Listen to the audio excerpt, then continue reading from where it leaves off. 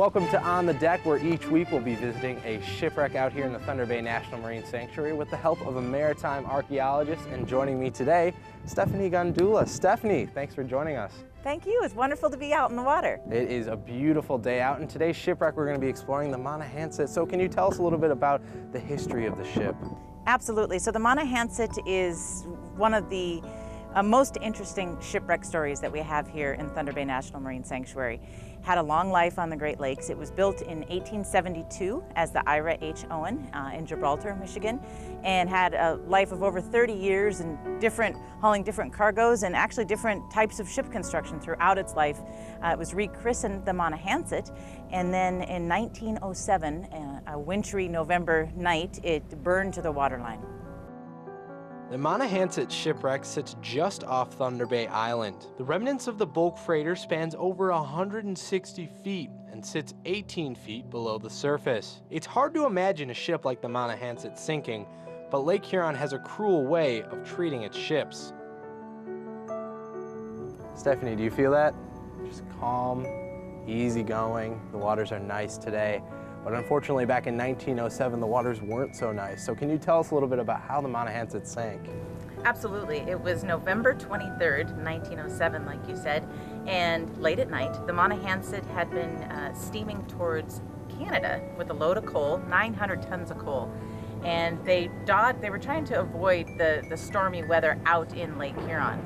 And they did what ships often did, which was duck into Thunder Bay. So they set anchor this fateful night and went to rest for the night, hoping that the storms would pass by the time they woke in the morning. Unfortunately, what they woke to around midnight was a raging fire in the engine room. So it was an inferno. They say you could see the fire from Alpena. And luckily, the life-saving station was there. They got the call from the captain of the Monohansett, and within 45 minutes, all 12 crewmen were back on Thunder Bay Island, safe and sound. The vessel, the Monohansett, did burn to the waterline.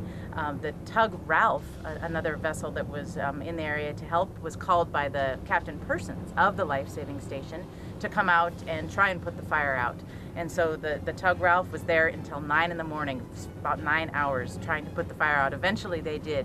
And what remains is what lies beneath us right now. The heroics of that night saved countless lives, all thanks to the dedicated men and women at the Thunder Bay Life Saving Station. During the turn of the century, the Life Saving Station at Thunder Bay helped rescue hundreds of people in wrecks around Shipwreck Alley. But what makes this part so dangerous?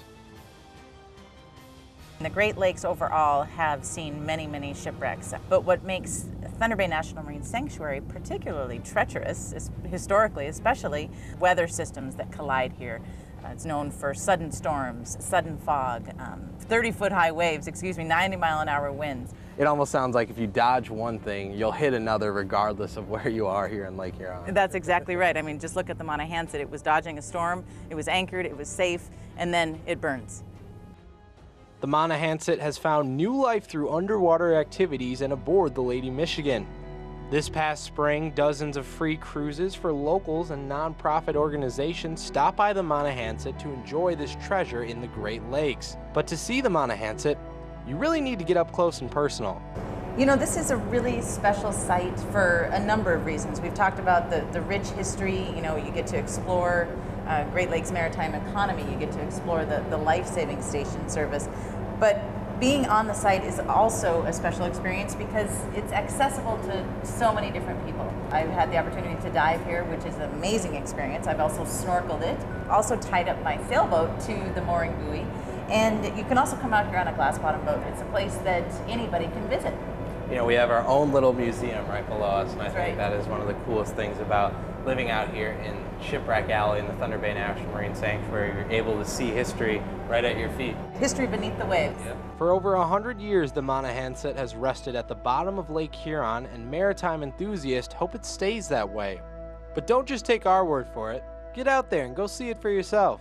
I hope you'll join us next time on the deck.